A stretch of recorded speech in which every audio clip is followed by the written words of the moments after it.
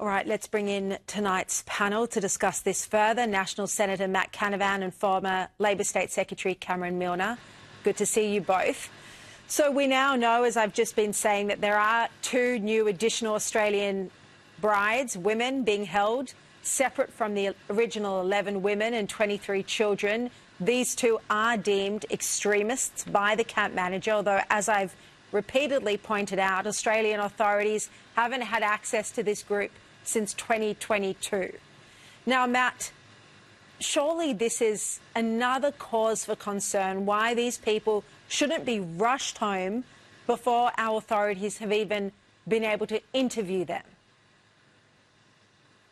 Well, you're spot on here, Sharri. I mean, we're now in a situation where something like 10% of this group, 1 in 10, are deemed to be a security risk. And as you say, we don't know at all who these people really are or what they think, what they've been through.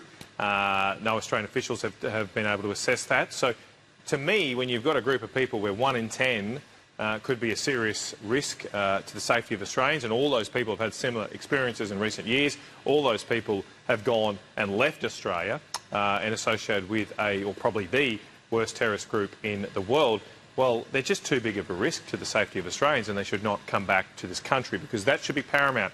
And I was here having a few drinks with some people at this great establishment here in Bundaberg, 384 North Brewing, and everyone thinks the same here. Everyone thinks, why are we taking these people back to the country? And clearly we have the government now that has its ears closed to the views of the Australian people, and has its eyes closed, seemingly, to the risks that these ISIS brides pose to the safety of Australians. Cameron, the problem is as well that we actually can't trust what we're hearing from the Albanese government, because they've misled Australians about this from the very start. What do you think? Well, that's right, Sharri, and I think, can't we learn the lessons of the Bondi massacre? I mean, the alleged ISIS connection there should be enough to send these people back to Syria and keep them there forever, quite frankly.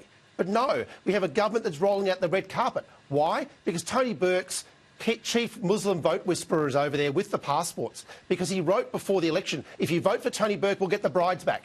So votes for brides was the Tony Burke equation. And the government's up to its eyeballs in this, Sharri. But even after the massacre, they're still allowing the passports to be given to huge security risks. And I'm over the propaganda about the children. These children were bred to be ISIS fighters by those very ISIS brides. And they're a huge security risk. And quite frankly, they should stay in Rouge until we absolutely know everything about them. And I suspect that'll mean they'll stay there forever. I mean, if a friendly freelance journalist, this Mohammed Hassan, can get access to the camp and then provide these sympathetic videos to 2 newspapers in Australia, then surely our agencies, our police, our authorities can also get access to the camp and do a proper assessment of this group. And that's what needs to happen, isn't it, Matt? Well, I think the government here, Sharri, is certainly taking a see no evil, hear no evil approach. I wish they were also doing no evil, but I'm not sure there whether they really are acting in the interests of the Australian people. I think the reason we're not seeing Australian officials there is the government does not want to know that. They want this to happen, or wanted it to happen, without any scrutiny, without any transparency to the Australian people. You can see that now when suddenly people have wised up and they're asking questions of Anthony Albanese, of the state premiers here involved.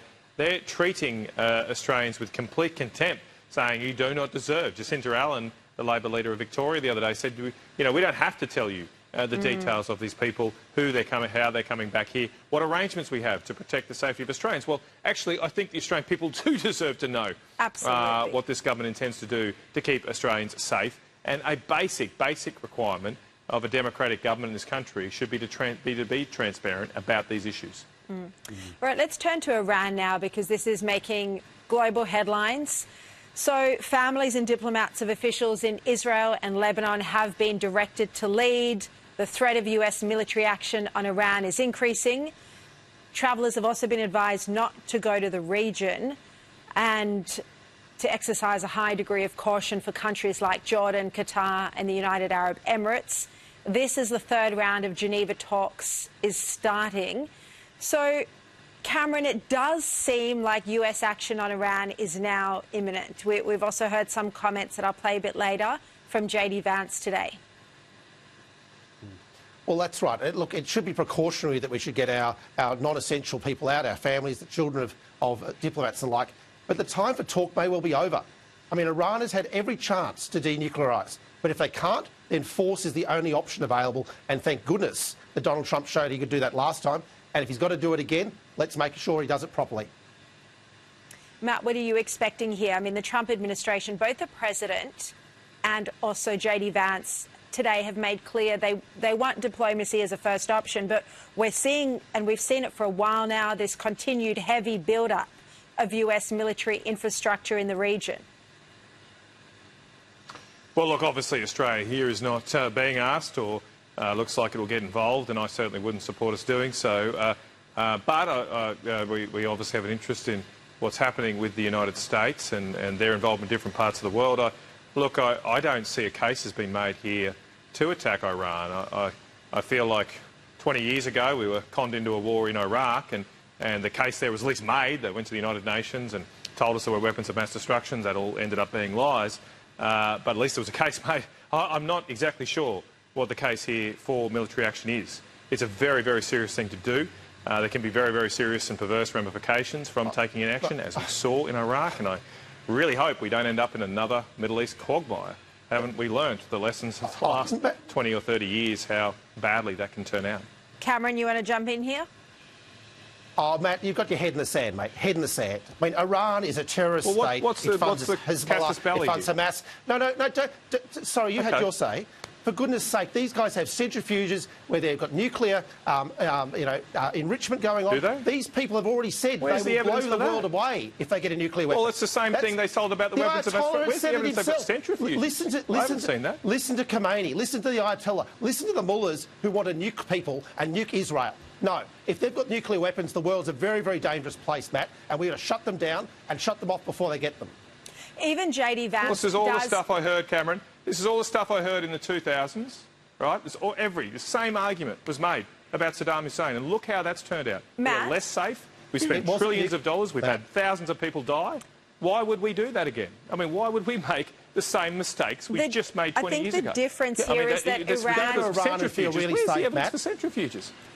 The difference now is that Iran... Well, I think we've been less safe from the war on terror, much less safe, because of what the mistakes that were made in the Middle East. And it looks like maybe we'll make them again. The Ayatollah will be very happy with you, Matt, tonight.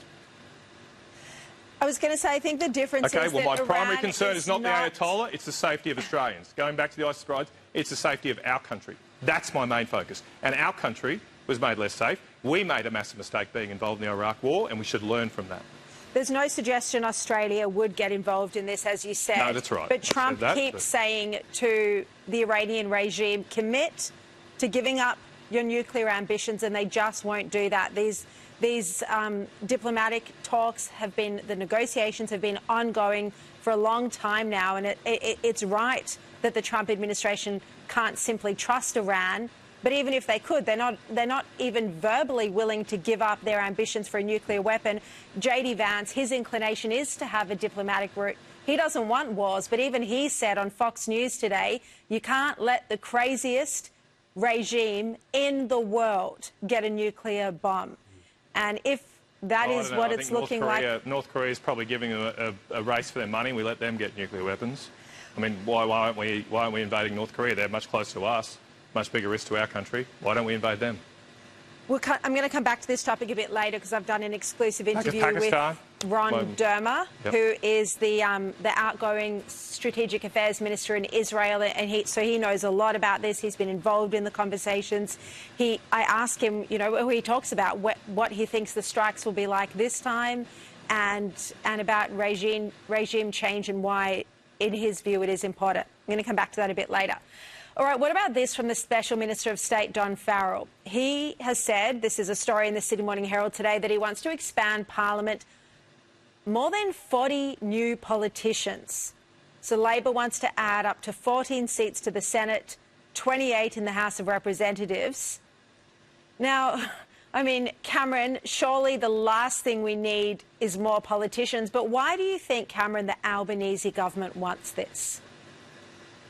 Well, I think it's electoral reform, quite frankly. I mean, we have got electorates which are really, really large, and Matt's from regional Queensland and knows how hard it is as a senator to get around. But, Michelle Lundry, the member for Capricornia, has to travel hours and hours to get across her electorate. So, no, electorates are huge in Australia, especially in regional Australia, and I think the more members who can represent their members well and their electorates well in Parliament's a good thing. I mean, the Queensland Parliament expanded, New South Wales Parliament expanded. The federal Parliament hasn't since Bob Hawke, so almost 40 years. So, look, maybe not as many, but certainly the case is there for better representation, especially for regional Australians. But isn't this proposal, the proposal, as I read it in the Herald, is the focus will be on the cities. So, Matt, doesn't this primarily benefit Labor so they can have, because they have more of the vote at the moment anyway in the city regions?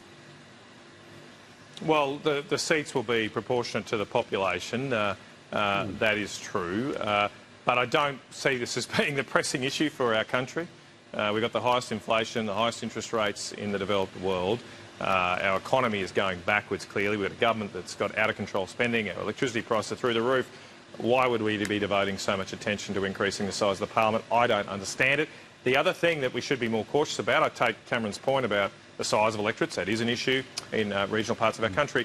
But unfortunately, our constitution requires that the Senate increase as well when we increase the House of Reps. So the consequence of increasing the Senate to 14 or more senators will be that fewer votes are needed to become a senator, which will mean we'll probably get crazier senators.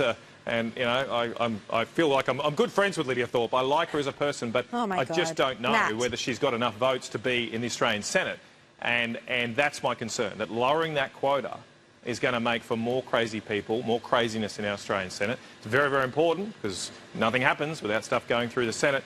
If the Albanese government was serious about this, they would sit down with the Liberal National Party, sit down properly with the Australian people and discuss proper electoral reform, which might mean, hey, say, why does North Queensland only have 3 senators? If you're so concerned about electorate sizes, Cameron, why does North Queensland only have 3 senators and Tasmania gets 12? When there are 1 million people in North Queensland, double the size of the Tasmanian population, and we are much less represented. So why don't we deal with those issues as well? But no, instead, this is a gerrymander that the Labor Party is pushing through. It's not a gerrymander. It's the Constitution, for goodness sake, mate. I mean, it's the Constitution. Every state has 12 senators at the moment, or 14 if that's the proposal. Yes. Equal say for every state was what the founding fathers signed up. We could elect them on a regional basis. The last thing we need is more politicians with all their travel perks, all their travel around the country, spending taxpayer dollars. I mean, we need fewer politicians, in my view, not more. Apart from you, M.Canavan, if there were more like you, I won't hold it against you that you just said you like Lydia Thorpe. Let that one go to the keeper. Right. And I like everybody, well, I think. Sharri. I'm friends with everybody. All right, M.Canavan, Cameron Milner, great to see you. Thank you.